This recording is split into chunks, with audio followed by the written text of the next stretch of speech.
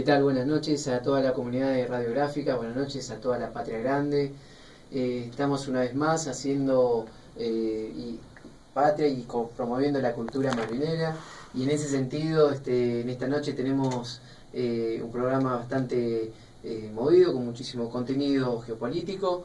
Y tenemos la oportunidad una vez más de caminar en conjunto en este precioso programa con el doctor Oscar Aduravini. ¿Qué tal? Buenas noches, Oscar. Buenas noches, Leo. Y vamos a ir tratando los siguientes temas. Por un lado, en la cuestión geopolítica internacional, queremos avanzar en la asunción de Donald Trump, la asunción del nuevo presidente de los Estados Unidos, que viene promovido por el Partido Republicano, y en ese sentido queremos tratar la cuestión de frente a qué escenario internacional asume Donald Trump, y también ir visualizando cuáles son sus alianzas estratégicas y en ese sentido realmente qué aliados se palpitan, ¿no? Y por otro lado vamos a ir tratando en lo que hace a la cuestión Malvinas, todo lo que fue la avanzada sobre Pradera de Ganso, todo lo que fue ese enfrentamiento. Vamos a tener al teléfono a Oscar Tevez, quien ha realizado un libro con respecto a esa área, a ese territorio, al área de Pradera de Ganso. Y por otro lado también vamos a comunicarnos por teléfono con nuestra querida compañera Flor Gini, quien va a tratar acerca de determinadas conquistas que se van perdiendo a partir del 10 de diciembre, que tienen que ver con, por ejemplo, con el veto a la jubilación de los veteranos de Malvinas, ¿sí? Así que bueno, ¿cómo en eso, Oscar? ¿Cómo viene todo para hoy? ¿Cómo viene tu entrenamiento, ¿no? Siempre vos cargado de contenido. Así que bueno, en los próximos minutos estamos por salir al teléfono con Flor Gini, que bueno, hoy por una cuestión, digamos, de fuerza mayor, no puede estar en el piso. ¿Cómo estamos cerrando el año, no? Tan fuerte en el plano nacional. Y otra de las preguntas a tratar hoy, ¿sí? Hablando del plano nacional, es acerca de el gobernador de Jujuy, Gerardo Morales. Y yo me llevo, querido Oscar, a la siguiente pregunta.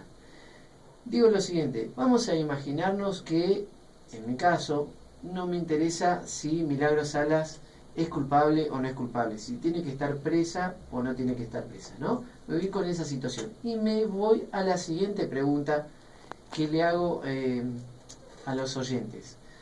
Este hombre con la investidura de gobernador, Gerardo Morales, la pregunta que me hago es, frente al plebiscito que sale a armar, frente a la consulta pública, ¿no?, que sale a armar por el sí o por el no con respecto a la cuestión de Milagros Salas, si está de acuerdo que esté encarcelada o si está de acuerdo con que la liberen. Frente a esta campaña que sale a hacer este hombre, me pregunto lo siguiente. Digo, ¿el tipo lo hace de cínico, de psicópata, de ensañamiento total por parte de él, o tiene alguien desde el plano nacional que lo promueva a hacerlo, o desde el sector empresarial de la provincia de Jujuy, o del espectro internacional? Esas son las preguntas que yo me realizo. Es decir, en pocas palabras, ¿tiene alguien que le da manija al tipo para decir, dale con todo a Milagros Salas, salí a armar una consulta pública si la gente la quiere encarcelada o la quiere libre? ¿Sí? Vamos con todo con eso. Esa es la pregunta que me hago, ¿no? Si tiene alguien que lo llama por teléfono y le dice lo que tiene que hacer, o si el tipo lo hace de cínico nomás, porque fíjense hasta dónde estamos llegando con respecto a esa área, con respecto a ese territorio que nos estamos haciendo famosos en la OEA, en la ONU, y etcétera, etcétera, con respecto a la cuestión de los derechos humanos. Pero bueno, una pregunta que se lo dejo para los oyentes, ¿no? ¿Qué te parece esa pregunta, Oscar, que me hago? Me miro al espejo y me hago esa pregunta. Está perfecto, pero la primera pregunta que vos te hiciste es ¿qué es Donald Trump? Así es. Y antes de empezar el programa vos me dijiste que tenés el temor que tenemos muchos, que teníamos hace algún tiempo con el Papa Francisco. Cuando nosotros vemos una persona de alto voltaje geopolítico mundial, que vemos que tambalea los cimientos de lo estatuido y constituido, tenemos miedo que lo maten. Tuvimos mucho miedo que lo maten al Papa, y ahora no solo vos, yo también y muchos tenemos miedo de que lo maten a Trump. Entonces, ¿por qué? La primera lección que sería bueno que nosotros saquemos es que un enorme sector de los argentinos cometieron con Trump el mismo error que se cometió con Macri. Sabiendo que Macri llevaba 10 años gobernando la ciudad, sabiendo que Macri está gobernado por las más altas estructuras de poder económico, político y mediático mundial, se le dijo al pueblo argentino que el hombre no tenía ninguna idea en política. ¿Cómo sería eso? Se dijo, no se le cae ninguna idea, sus contenidos son banales. Se dijo exactamente lo mismo de Trump. Es un improvisado, no tiene formación política, no tiene trayectoria. Entonces, esa manera de evaluar la política, donde los argentinos veníamos de cometer un derrape, más que un error, fue un derrape. Y se volvió a cometer el mismo error con Trump, porque el gobierno argentino, la casi totalidad de los medios de comunicación argentinos, desde la extrema derecha hasta el progresismo y la oposición, creyeron que Hillary era el bien, la política sólida, la política racional, y Trump era un loco de la guerra. Entonces, veníamos de cometer un error grosero en las elecciones con Macri y lo volvimos a cometer 5 segundos después con Trump. Creer en geopolítica que la banalidad de la apariencia de un gran político es lo que es uno de los más graves errores en política. Por otro lado, ¿cómo puede ser que los medios masivos de comunicación salían a respaldar a los Clinton, ¿no?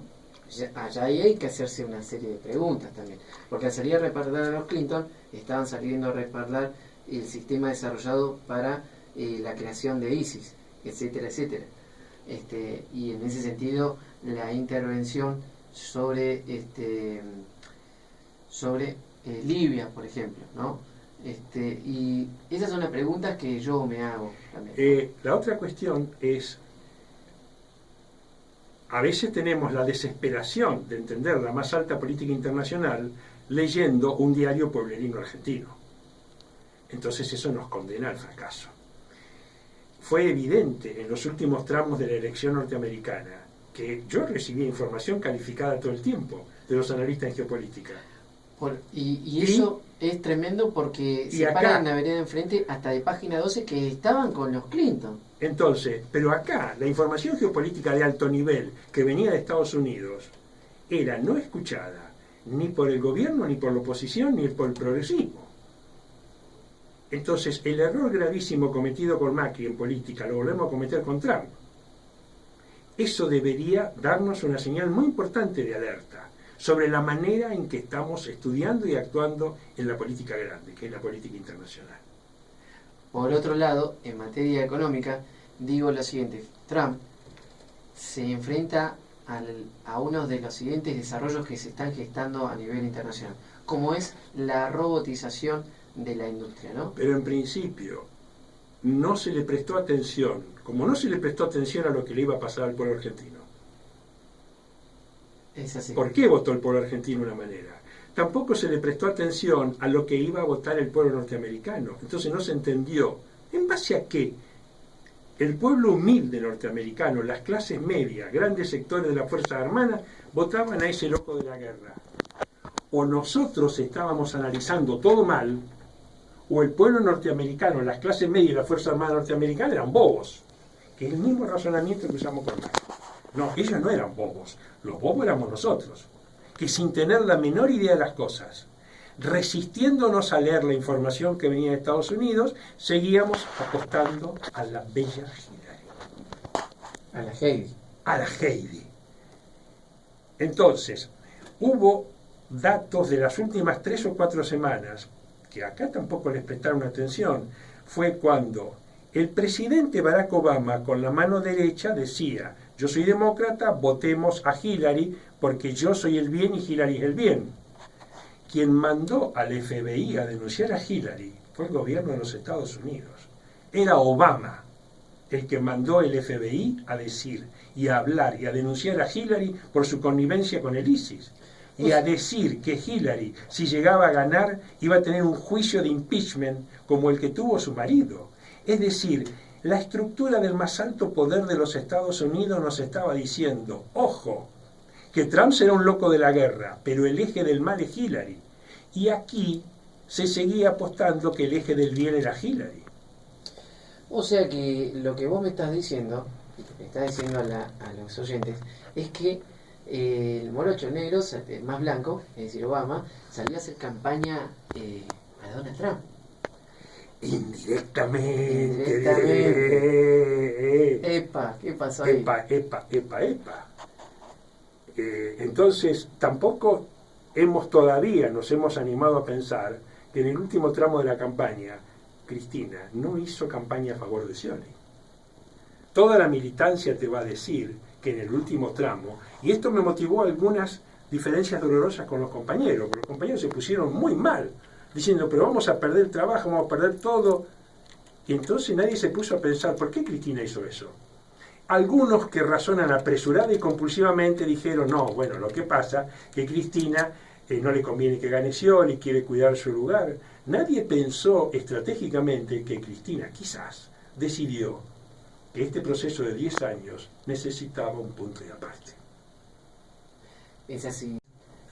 Tenía unas palabras para esto que es no supieron defender lo que muchos no supieron defender lo que recibieron sin luchar, ¿no? Y en ese sentido vuelvo a Donald Trump y digo lo siguiente: creo que en materia económica se enfrenta a un mundo que va por la robotización, y en ese sentido, ¿sí? Podemos hablar a grandes rasgos que existen 10 países que están haciendo punta en esa área, y el primero es Corea del Sur, ¿no? Donde cada 10.000 personas tiene 400 robots. Lo siguen países como Alemania, que tienen previsto retirar las fábricas de China, ¿sí? Y comenzar a establecerlas en una Alemania más robotizada.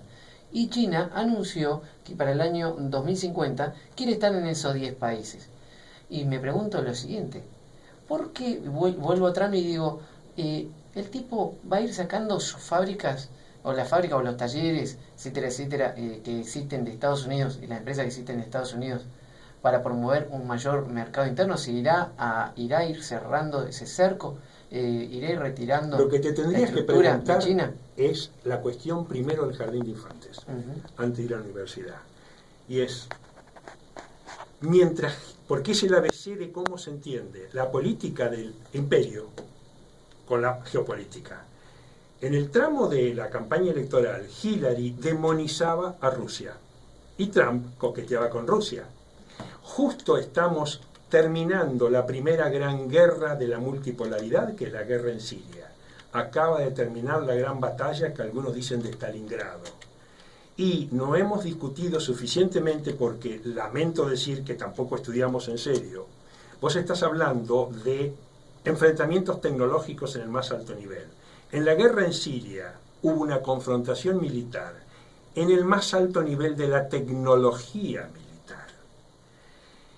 No se aclaró suficientemente que cuando el ISIS estaba degollando, crucificando poblaciones cristianas, el Papa fue a pedirle ayuda a Putin. Putin viajó a Estados Unidos y le planteó la confrontación tecnológica que vos ves en la robotización en el plano de las armas. Hace 2 años le dijo, era en un momento en donde Estados Unidos tenían sus barcos con sus misiles Tomahawk apuntando al corazón de Siria. Claro, es el momento donde Putin conquista la paz, concretamente. Sí, pero con la guerra. Con la guerra. Con la guerra. Y con la guerra tecnológica. No se le explicó nada de esto a la gente.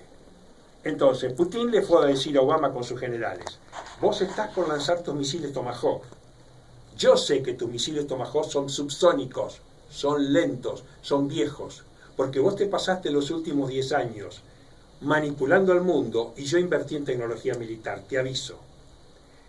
Cuando vos apretes el gatillo de un misil, el satélite ruso me avisa y mis misiles son hipersónicos. Entonces, Siria está dispuesta a perder 5 millones de personas. ¿Vos estás dispuesto a que yo te hunda toda tu flota? El otro día me recordaba un amigo que Putin le dijo, al momento en que Obama dispare un misil, Rusia dijo, te voy a temblar, te voy a enceguecer la luz del sol con una lluvia de mis misiles. Qué tremendo. Ahora, qué tremendo, Oscar, lo que venís comentando. No, no es tremendo. Es el ABC de la geopolítica. El ABC de la geopolítica, así es. Es muy fuerte. Ahora, sí, Oscar, tenemos el privilegio de estar al teléfono con nuestra querida compañera de equipo radial. Buenas noches, Flor Gini, ¿cómo va todo por ahí? Buenas noches a todos los oyentes de la FM 89.3, la Radio Gráfica. Buenas noches, Oscar, Leno, Manu también. Bueno, muy contenta aquí no pude asistir hoy al piso, pero los saludo desde el teléfono. Y vengo escuchando atenta lo que vienen conversando. Qué interesante y qué importante aprender y saber de geopolítica, ¿no? ¿Cómo están todos por ahí? ¿Cómo va esto? Venimos bastante bien, muy fuerte, como siempre Oscar cargado de contenido, como siempre a él le faltan 10 horas, y estamos un poco a las risas acá, pero digo, tendría que ser una materia obligatoria la de geopolítica, ¿no? Y en ese sentido, bueno, fuimos comentando a grandes rasgos por los temas que vamos a ir avanzando a lo largo del programa, y tenemos unas noticias espectaculares por parte del Ejecutivo Nacional, unas noticias que hacen pum para abajo, ¿no? Y en ese sentido, estamos teniendo a grandes rasgos la información de que van por la jubilación de los veteranos de Malvinas, de los excombatientes. ¿Esto es así, Flor? Bueno, ha sido así a través de una de las atribuciones que contiene la Constitución, que tiene que ver con vetar. El presidente puede vetar las leyes, significa anularlas, dejarlas sin efecto.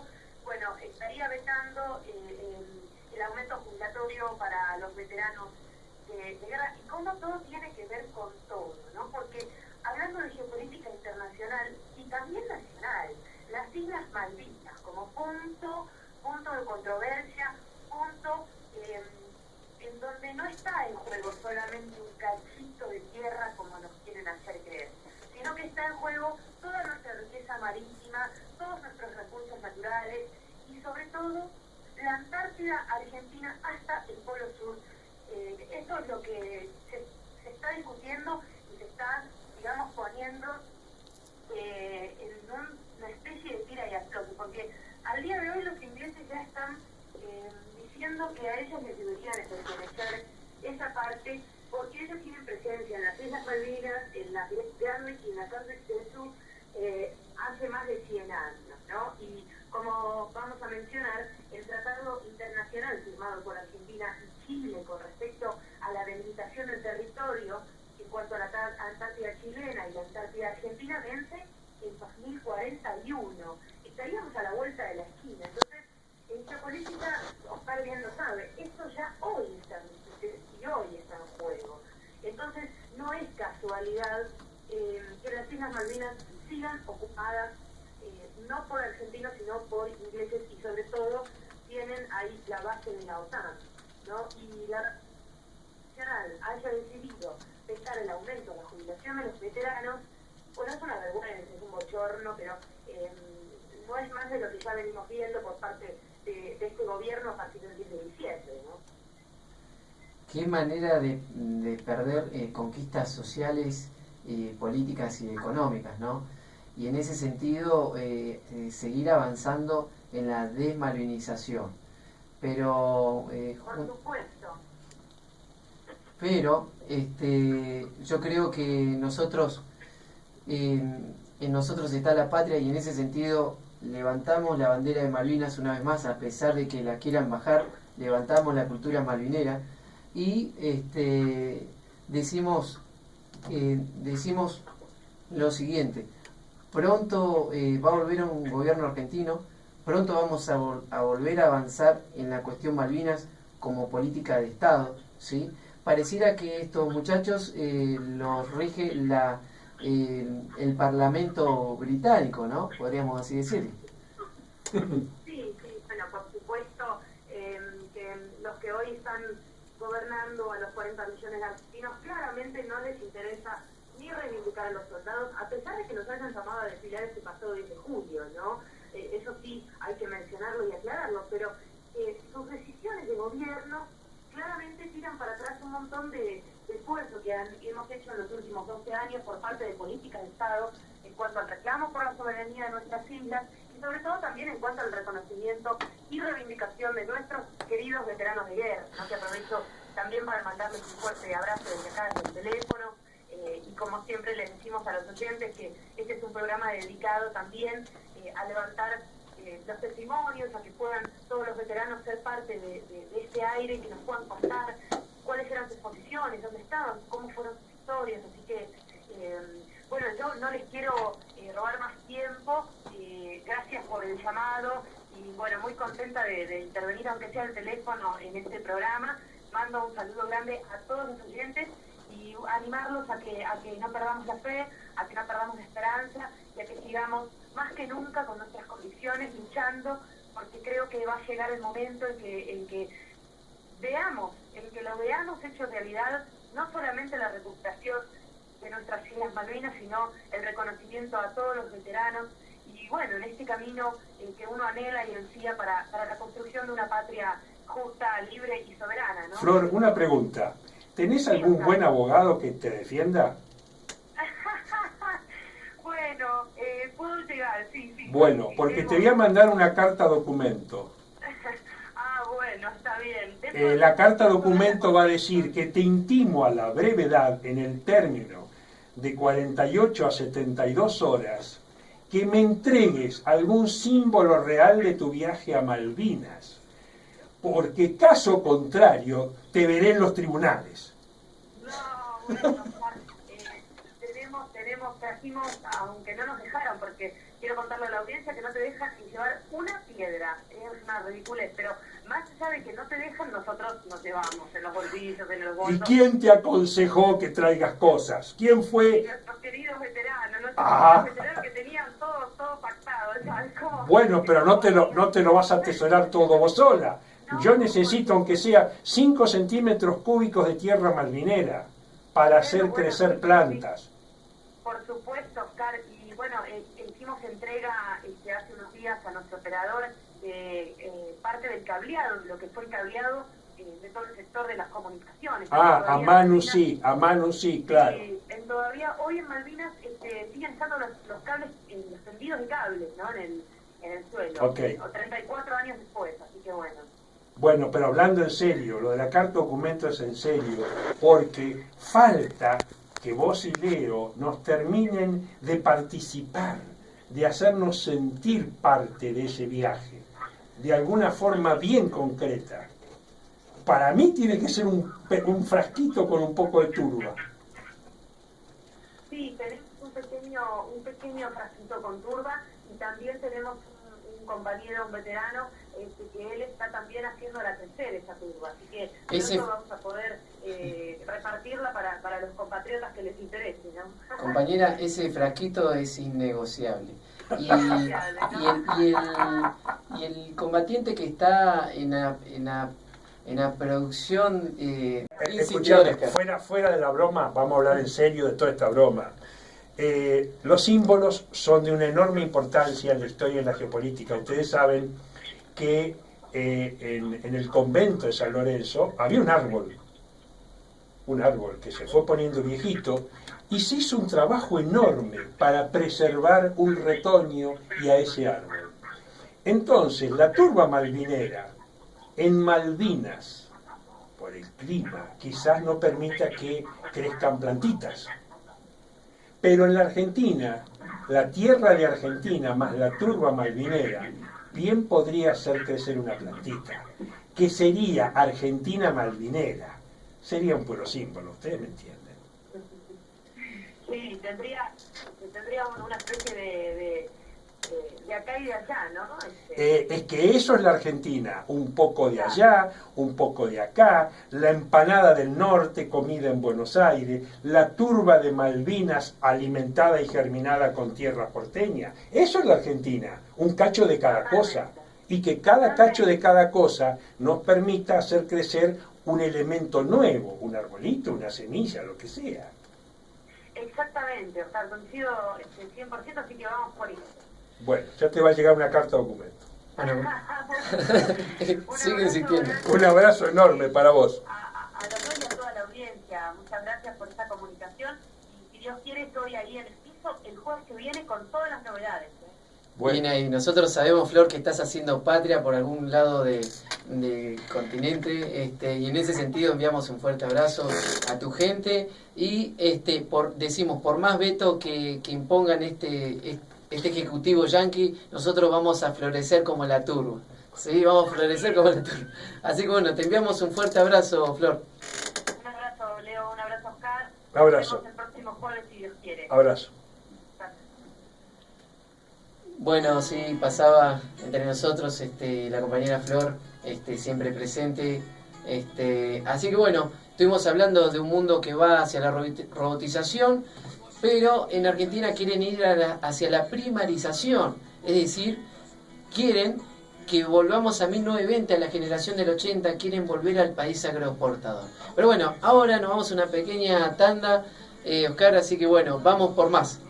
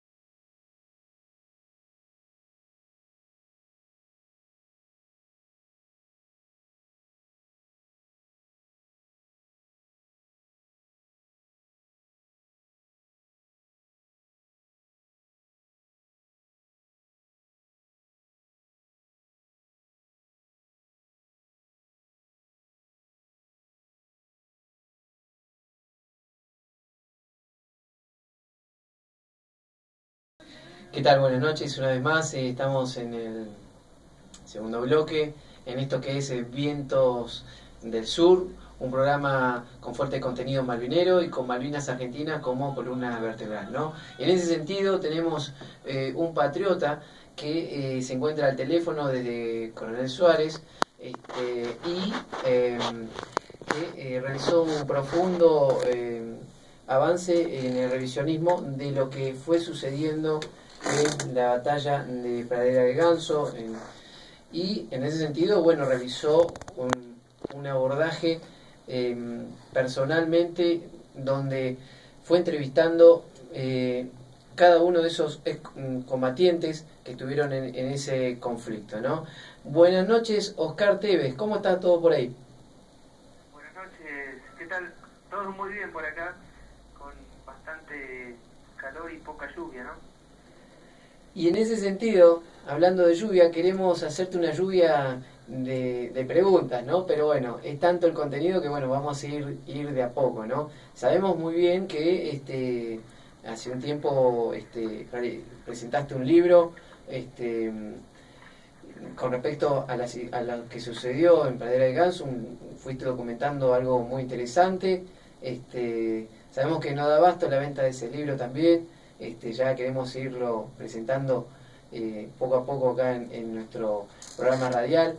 Y bueno, en ese sentido, en esta noche tenemos la oportunidad de estar con un hombre experto en el área Malvinas, como es el doctor Oscar Aduravini, que ya va a ir avanzando en algunas preguntas. Sí, adelante, Oscar. Tevez, es un placer enorme saludarte. Yo conozco tu libro y sé que es una obra monumental y ciclópea. Encuentro de Oscares, veo. Yo te voy a hacer una pregunta, la más simple de todas. Imagínate que mi voz te confunde y que mi edad real es la de un niño de escuela primaria de los últimos grados. Y así como la maestra me explicó claramente el combate de San Lorenzo, yo te voy a pedir, por favor, ya que en la escuela no me lo explican, que vos me expliques para que yo entienda qué pasó en Pradera del Ganso. Bueno, es un tema bastante largo, pero vamos a tratar, aunque sean unos pocos minutos, de explicar qué fue lo que allí pasó, ¿no?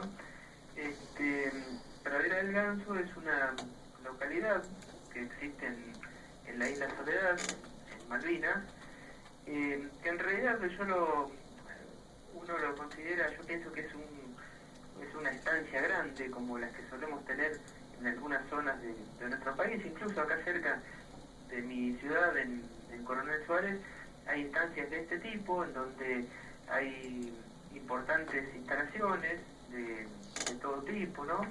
Donde vive mucha gente que trabaja en el campo, y entonces se forma como un pequeño núcleo poblacional con una cierta cantidad de personas que trabajan en esos lugares, y Pradera del Ganso es algo similar en Malvinas, porque no es una ciudad propiamente dicha. La única ciudad que tenemos en las islas es la capital, que eso sí es un conglomerado importante para lo que es el resto, y en el resto del archipiélago nos encontramos con estancias, algunas más grandes que otras, y en este caso Pradera del Ganso viene a ser como una especie de estancia grande. En aquel entonces tenía aproximadamente unos 110, 120 pobladores, gente que trabajaba en el lugar, y a algunos pocos metros, digamos a unos 2 kilómetros, estaba lo que se llama Darwin, que es otro conjunto de casas en donde residía el administrador de aquella gigantesca propiedad, que en aquel entonces pertenecía, creo que, a la corona británica, por supuesto. Así que, situados en lo que es Pradera del Ganso, o Goose Green, como es su nombre en inglés, podemos avanzar un poquito más. Ahora vendría la segunda pregunta, siempre dentro de la escuela primaria. Me situaste en la geografía. Por favor, ahora decime, ¿qué fuerzas militares del campo británico, qué regimiento y qué fuerzas militares del campo argentino confrontan en lo que se llama la batalla de Pradera del Ganso? Sí, quizás podríamos empezar un poquitito más atrás, a partir de la recuperación de Malvinas, que aconteció el día 2 de abril. Como todos sabemos, lo más conocido es la recuperación de la capital, que en ese momento se llamaba Puerto Stanley, y a los 2 días, o sea, el 4 de abril, un pequeño contingente militar va hacia Pradera del Ganso a tomar la localidad y hacerse cargo de esa población. En ese momento le tocó a la compañía C del Regimiento de Infantería 25 cumplir con esa misión y asentarse en ese lugar para el control de la población y el control de los otros establecimientos. ¿Quién estaba a cargo de la compañía C del 25? Era un teniente primero de apellido Esteban. Te voy a contar una anécdota de Esteban, al cual conozco y tengo en alta estima. Esteban, como vos muy bien decís, va a tomar posición. Luego tiene que ir a investigar las casas. Básicamente él buscaba armas y radios. Y un día, uno de las personas del villorio, llamémosle villorio, lo invita a tomar el té. Y en determinado momento, Esteban tiene la impresión de que le están tomando el pelo, porque en la chimenea hay una foto. Y en esa foto, ¿sabés quién estaba? La hija del puestero y la novia del que luego fue esposa de Esteban. Así es. Entonces, Esteban, azorado, le pregunta al dueño de la casa, ¿qué hace su hija con mi mujer? Y el otro le explica que debido a lo que eran las relaciones argentino-británicas en aquel entonces, su hija había ido a estudiar a la Argentina, lugar donde conoció y se hizo amiga de la hija del teniente Daniel Esteban. Sí, pequeñas sorpresas que por ahí les suele dar la vida a algunas personas. Y sí, en aquellos momentos era muy habitual la presencia de los pobladores de Malvinas en nuestra zona continental. Por ejemplo, era una relación bastante fluida, ¿no? En donde el gobierno argentino tenía presencia a través de diversas empresas estatales como la ADE, como Gas del Estado, como YPF, y a su vez los habitantes de Malvinas venían a la zona continental a estudiar, por ejemplo, o hacerse atender por los médicos de nuestro país. Uh-huh. Así que había un tráfico, un intercambio de personas bastante interesante, tanto de la gente de Malvinas como de parte nuestra, porque teníamos cierta cantidad de argentinos trabajando en las empresas argentinas. Avancemos un poquito más,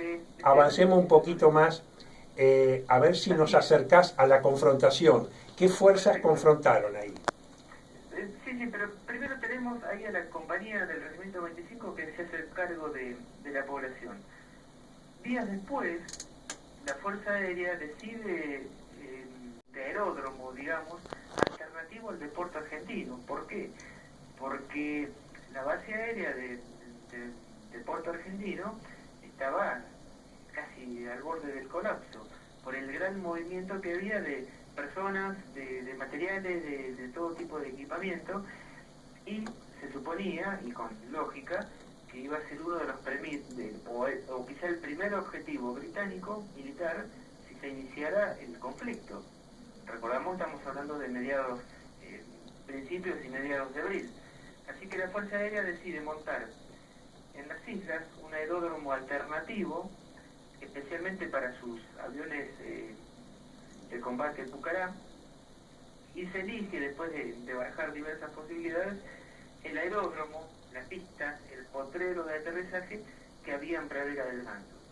Así que tenemos a mediados de abril ya conformándose lo que podríamos llamar, se llamó definitivamente Base Aérea Militar Cóndor, en donde se concentró una cantidad de personal de Fuerza Aérea, y hacia fines del mes de abril llegaron los aviones Pucará para establecerse en el lugar. Así también los helicópteros que había de Fuerza Aérea en ese entonces, que eran 4, 2 helicópteros Chinook y otros 2 helicópteros más de mediano porte, fueron todos hacia Pradera del Ganso previendo el inminente ataque a la base aérea de Puerto Argentino. Pero los planes militares que fueron tomando forma ante la amenaza británica determinaron que en Pradera del Ganso se iba a asentar una fuerza de reserva. La fuerza de reserva se conformó básicamente con el Regimiento de Infantería 12, que estuvo llegando a Malvinas hacia el 22, 23, 24 de abril, y fue destinado a ocupar como una fuerza de reserva la zona de Pradera del Ganso, con la misión accesoria de defender también la base aérea militar Cóndor.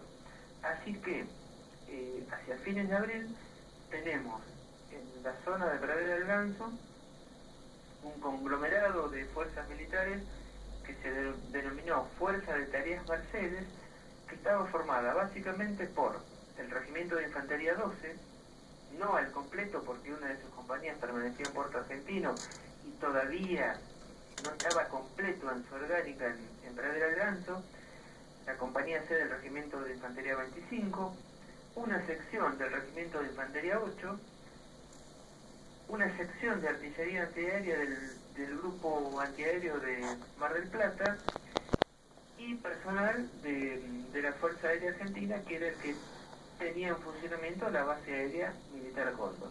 Así que llegamos al día 30 de abril con estas fuerzas argentinas asentadas en Pradera del Ganso. O sea, hasta ahí vamos bien. Perfecto. Bueno. Después, el día 1 de mayo comienza efectivamente en el territorio de Malvinas el enfrentamiento armado con el ataque británico. Fue un ataque en las primeras horas de la madrugada, se atacó la base aérea de Puerto Argentino, y cuando ya había aclarado el día, hubo un raid aéreo sobre... Yo te tengo que pedir perdón por interrumpirte. No hay problema. Pero te pido que nos concentremos en la batalla de Pradera del Ganso, por una cuestión de tiempo radial. De acuerdo, pero está bien. Bien, entonces vamos a ir avanzando hacia fines del mes de mayo, ¿no? Claro. tuvimos en el interior una serie de acontecimientos que involucraron a las fuerzas de tarea, como por ejemplo el desembarco en San Carlos, inglés, el día 21 de mayo, y las fuerzas británicas, al desembarcar en San Carlos, comienzan digamos, otra etapa de su campaña, que estaba encaminada a recuperar la capital de Malvinas.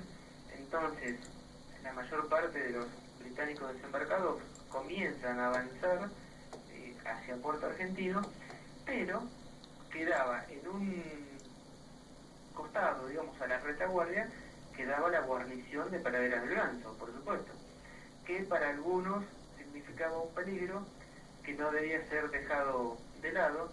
Entonces, se decide montar, en primera instancia se decidió montar una especie de raíz para ver cómo respondía la guarnición argentina, pero en segunda instancia, desde el poder político británico, se ordenó la reconquista de la zona de Pradera del Ganso, de la cual se ocuparía el segundo batallón de paracaidistas ingleses. Ese batallón, que había desembarcado en la zona de Bahía San Carlos, avanza caminando, son alrededor de 30 kilómetros, y toma posición para comenzar, en definitiva, lo que sería el ataque definitivo a la guarnición argentina. El segundo batallón de paracaidistas es una unidad reconocida como de élite del ejército británico, y en esos momentos estaba al mando de un teniente coronel que para algunos va a resultar muy conocido su nombre, que era Jones, y a ese hombre y a ese regimiento se le ordenó la captura de Pradera del Ganso. O sea que ahí tenemos las fuerzas argentinas que estaban en el lugar, y tenemos la principal fuerza atacante, que era el segundo de paracaidistas británicos. Número de hombres argentinos y número de hombres británicos. Bueno, aproximadamente en la guarnición argentina estaríamos hablando sumando personal de Fuerza Aérea y sumando personal de Ejército, como dije, básicamente del Regimiento 12 y de otras fracciones agregadas, estaríamos hablando de unos aproximadamente 700, 800 hombres. ¿Y del lado británico? Y del lado británico estamos hablando del batallón de paracaidistas, que consistía en unos 650 aproximadamente, más algunas fuerzas que también habían sido destinadas en apoyo de este ataque. Como por ejemplo una batería de artillería de campaña, con cañones de 105 milímetros, también un buque que desde la zona del estrecho de San Carlos apoyaría con su fuego artillero el avance de los paracaidistas. Número de hombres británicos aproximado, ¿cuántos serían entonces? Vamos a suponer que unos 700, 750 hombres. Aproximadamente 700 contra 700. Aproximadamente. No son números que yo tenga en este momento exactamente, ¿cierto? Pero aproximadamente digamos que fue eso. Por otro lado, Oscar, en el libro que presentaste sobre investigaciones sobre Pradera de Ganso, fuiste avanzando en un descubrimiento en base a tus asiduos viajes a las Malvinas, y tiene que ver con quien percutó a un británico de alto rango, y en ese sentido primeramente se estipulaba que había sido realizado por Juan José Gómez Centurión, y con el paso del tiempo, con el paso de aproximadamente más de 30 años, y en base a tu investigación, se descubrió que fue concretamente un soldado argentino y no el oficial Gómez Centurión. ¿Esto es así, Oscar? Quisiera que puedas desarrollar esa área. Sí, es así, pero precisamente todo mi trabajo de investigación comenzó con el descubrimiento de ese hecho. estamos hablando del año fines, acá estoy ya contando una parte personal, ¿no? Fines del año 2002, yo había comenzado a leer en detalle las versiones británicas de Malvinas. Entonces por ahí, lógicamente, había hechos que no tenían una correspondencia exacta con lo que contaba o el bando británico o el bando argentino. Y una de esas cosas era el hecho de la muerte del jefe del batallón de paracaidistas que atacó Pradera del Ganso, que era el teniente coronel Jones. Si bien los británicos lo daban como ultimado cuando intentaba atacar una posición argentina durante el combate, y se había producido un intercambio de palabras entre los dos protagonistas, que como dijeron ustedes, fue efectivamente el entonces subteniente Gómez Centurión. Se reanudó el combate luego de durante ese parlamento, y el británico que había conversado con Gómez Centurión en esa pausa de combate cayó ultimado por los disparos argentinos. Permitime hacerte una aclaración.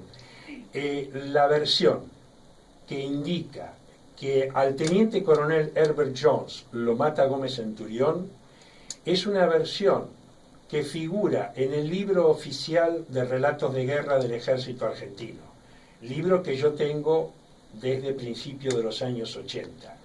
Es decir, la versión de ese encuentro hablado entre Gómez Centurión y Jones es una versión oficial del ejército argentino, establecida. Y esa versión ha estado establecida durante muchísimos años. Yo te cuento una segunda anécdota. Yo cuando empecé a filmar una película sobre Malvinas, donde lo tengo como personaje central a Gómez Centurión y Esteves, en el año 2012, 2013, lo fui a ver a Gómez Centurión con el actor que lo iba a representar.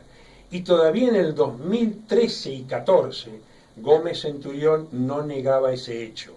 Luego nos enteramos que en realidad fue el soldado Oscar Ledesma que con una ametralladora ultimó al teniente coronel Jones, y en esto los británicos dicen la verdad.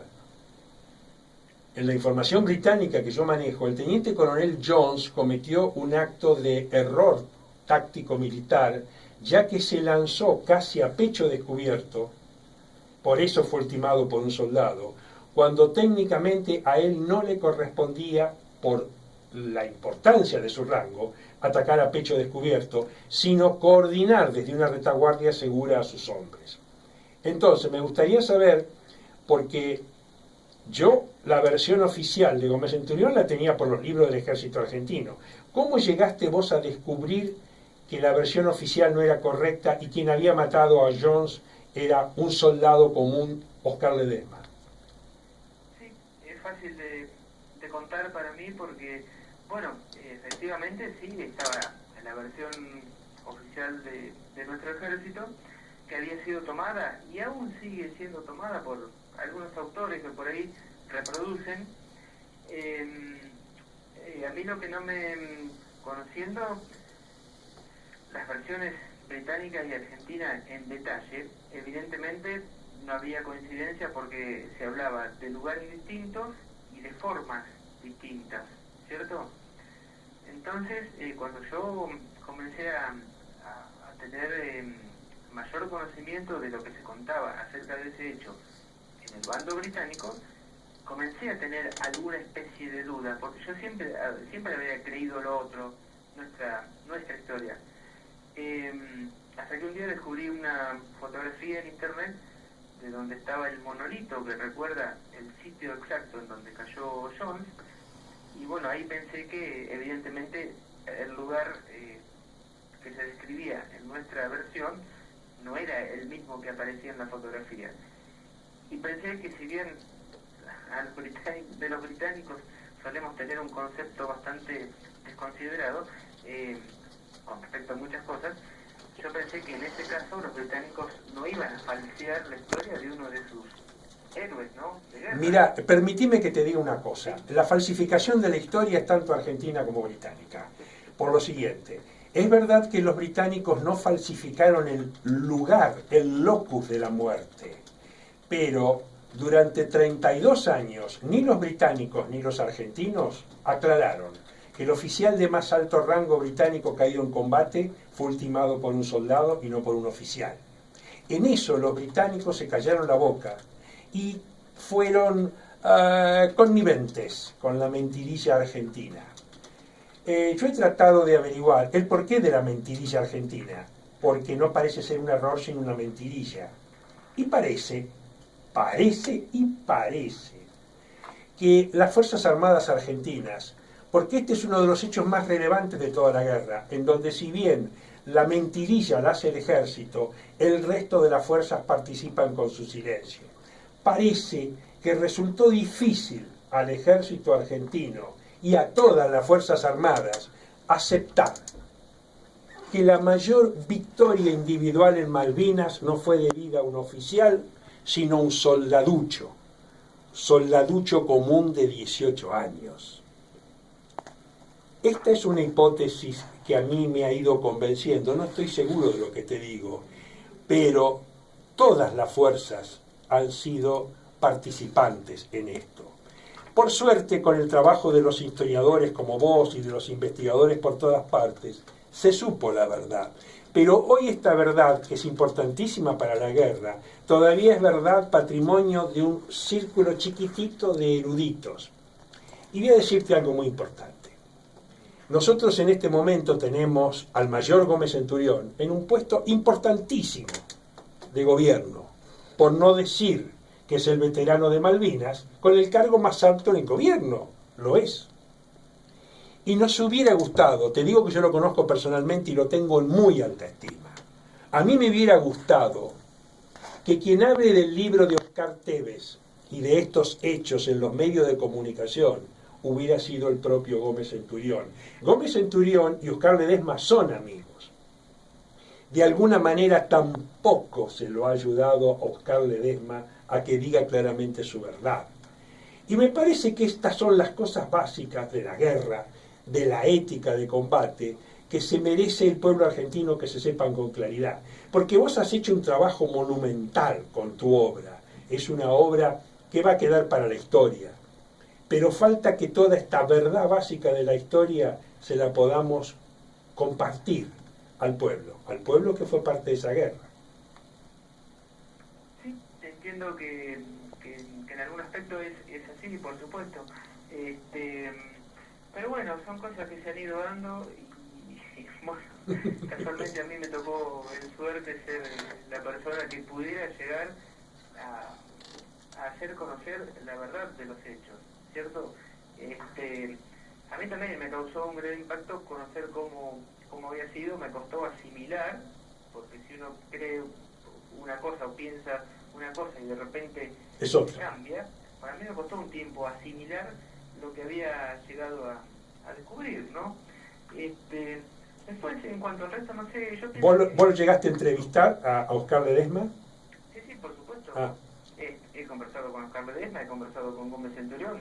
Yo no he basado todo ese trabajo de investigación en conversaciones con los dos. ¿Y Gómez Centurión qué te dijo respecto de esto? Bueno, él en su momento, por supuesto, siguió manteniendo lo que él pensaba. También en otro momento nos cruzamos en una conferencia que él dio acá en el Regimiento de Infantería 3 en Pigüé, muy cerca de Coronel Suárez. También él manifestó que pese a la diferencia que teníamos, que tengo, dice, con Oscar Tevez, quien se encuentra acá presente, o sea, él lo reconocía. Sin embargo, luego de su reposición en el puesto de la aduana, en el programa de Fantino... Perdóname, vos lo que estás diciendo es que de alguna manera Gómez Centurión seguía sosteniendo un poquitín la historia oficial. Sí, porque yo pienso que él es su historia. Porque, o sea, si él lo pensaba, si lo creía, es muy posible. Eso yo ya no puedo intervenir. Él lo siguió sosteniendo. Sin embargo, lo que quiero decir es que después de casi 35 años de iniciar el conflicto, en el programa de Alejandro Fantino, que no recuerdo, fue hace 2 meses, ante la pregunta clara y directa de Santino, terminó por reconocer, por decir que había sido Oscar Ledesma el autor de los disparos que acabaron con Jones. Es decir, que a Gómez Centurión le costó 34 años decir esto. Yo pienso que sí. Ahora, sus razones yo no las sé. No importa, yo tampoco las sé, yo te confieso tampoco las sé.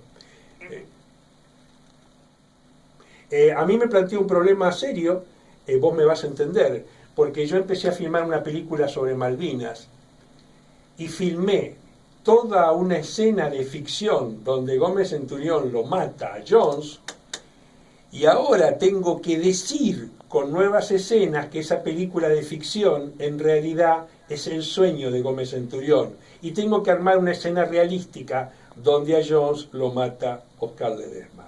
Porque cuando lo fui a ver a Gómez Centurión para pedir que asesore al actor, claro, él seguía convencido de su versión. Así que, bueno, este es uno de los temas muy complejos. De todas maneras te quiero decir algo que creo que vos también vas a saber apreciar. No sé si has tenido oportunidad de visitar el Museo Malvinas en Buenos Aires. No, todavía no he tenido. Bueno, yo te tengo que pedir un favor muy grande, y te voy a hacer una apuesta que he hecho con muchos veteranos. El museo que hizo el gobierno anterior realmente es una obra monumental, con una inversión fenomenal, lleno de riquezas sublimes. Tiene una característica que lastima a todos los veteranos y a todos los que saben de Malvinas. Hay un antro, un recinto muy importante donde están todos los muertos. ¿Sabés cuántos recintos hay para honrar las gestas heroicas de combate? Ninguno. ¿En el mismo museo? En el mismo museo no hay descripta una acción de combate, solo una, ni de la Infantería Marina, ni de la Fuerza Aérea, ni de ninguna de las infanterías. Por eso va a ser muy importante, porque vos sos un investigador de primer nivel de la guerra, vos tenés una composición de lo que fue el teatro de operaciones de los combates, especialmente de la Pradera del Ganso. Entonces va a ser muy importante que algún día vengas a Buenos Aires y visitemos juntos el Museo Malvinas, porque va a ser muy importante que vas a sentir vos, que vas a percibir vos. Esto es lo que yo percibo, y esto es lo que perciben una cantidad enorme de veteranos, con un enorme dolor. Y muchos de los que tenemos una alta estima por Gómez Centurión y sabemos el poder que él tiene, mantenemos la fantasía de que este gobierno, con el poderío de Gómez Centurión, logre que al fin en el Museo Malvinas empiecen a aparecer las historias de los combates heroicos, porque no hay ninguna. Y empiecen a aparecer los héroes de la infantería de ejército, como Poltronieri, como Oscar Ledesma, como Esteban Tríez, lo que sea, pero en combate. Porque si no, parece que tenemos un museo de guerra donde solo hubo muertos del lado argentino y no hubo combates. Es una especie de disparate superlativo lo que te estoy diciendo, pero es así. Bueno, sí, cuando pueda, no he tenido oportunidad en estos años de visitarlo porque, bueno, no estoy cerca de Capital, pero las veces que uno va por ahí con la agenda acotada, pero tengo que hacerme un tiempo, y aparte tengo la invitación de su actual director. De Federico Lores. Sí, no lo conozco personalmente, pero tenemos... Maravilloso, yo lo conozco, no soy amigo, lo conozco. Va a ser importante que vengas, ideal que vengas un sábado o un domingo, y te voy a dar otra anécdota, porque uno de los guías del museo es un muchacho historiador de lujo, y es nada más ni nada menos que el nieto del general Rattenbach, el autor del informe Rattenbach. Va a ser una alegría enorme que nos vengas a ver, y bueno, veremos la forma de conseguir tu libro, que está agotado, pero supongo que en Mercado Libre se puede conseguir.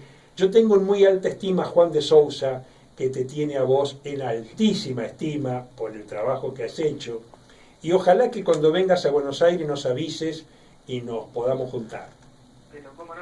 En realidad el libro no está agotado porque en este año salió una nueva edición. Ah, qué bueno. así que está disponible en este documento a través de